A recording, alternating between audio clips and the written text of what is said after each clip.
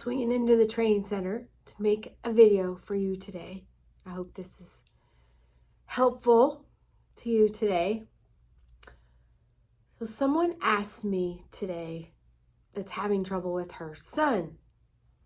Her son won't talk to her, moved away and is marrying someone that she doesn't quite approve of, and she asked me, how did you do it, Tina? How did you get your son back?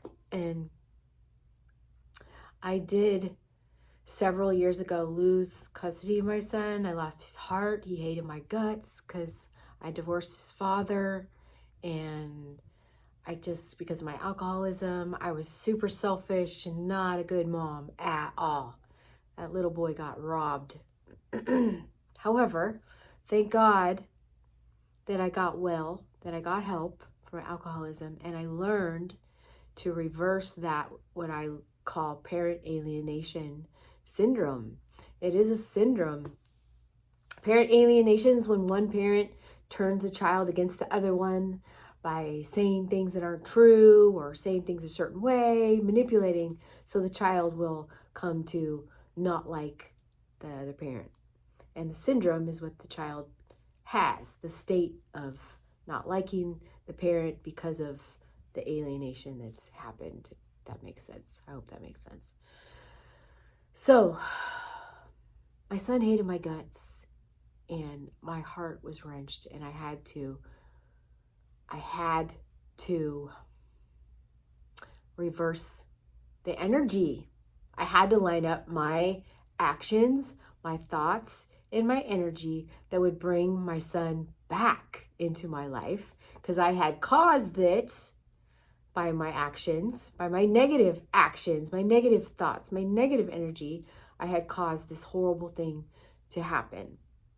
And I had to take 100% responsibility for what happened. And that's the number one thing. If someone is upset with you, if someone doesn't want to see you, and we've got to take 100% responsibility for what happened. Someone's upset with me right now, and I've got to take 100% responsibility for my part in that. And not blame, complain, or criticize is the number one step. No blaming, no complaining, no criticizing the other person. If you really, really wish to have a relationship with someone, whether it be a child or a spouse or that hot chick or that hot guy or whoever it is,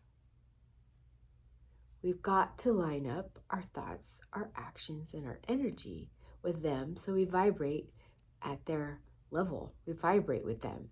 When I met my husband, for example, I found out what he liked and what he was interested in, and I was trying to be helpful to him and learned about him, and so that I could have a relationship with him.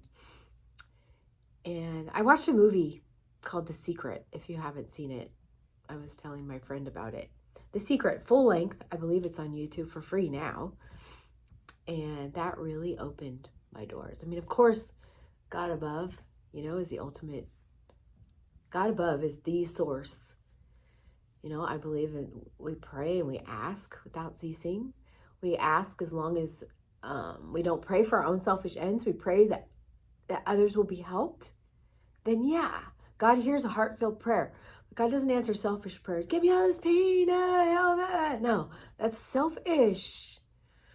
Like when I get on my motorcycle, when I ride, of course I'm scared. I'm like, oh God, like I want to say, please don't let me crash. Yeah, please keep me safe.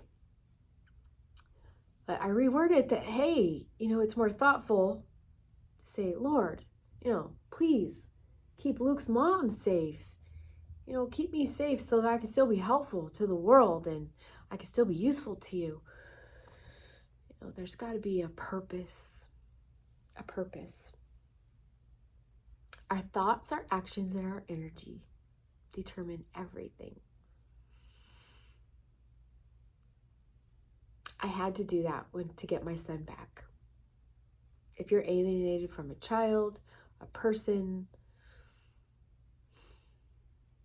It doesn't work to reason or explain, or none of that works.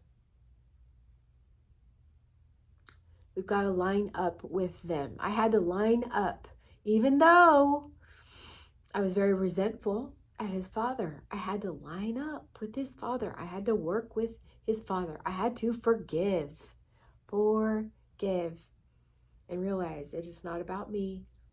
I had to put my son ahead of me. I had to forgive and see how I could be helpful to him and his father.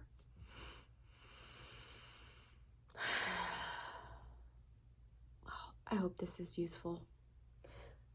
I'm not the best at speaking, but I have been through a lot. I've learned a lot, and I'm going to show up now until the day I go, because it's helped me so much.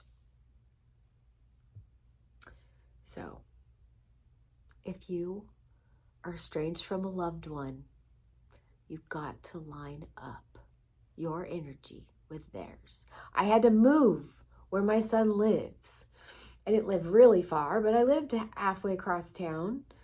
And so I moved right next door to their neighborhood so that I could see him more. I wanted to see more often, so I put myself where I could see him more often and stop blaming someone else for not giving me my visit, or reneging on this, or not adhering to your word, or I was pointing the finger. No, I started lining up where I wanted to be with the outcome that I wanted, and that's how I got my son back.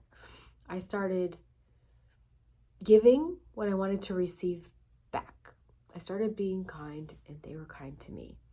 And it was not easy at first. Ignore all the buts, and da-da-da-da. No, you don't have to prove anything. No. Think of the outcome that you want and line up your responses with that outcome.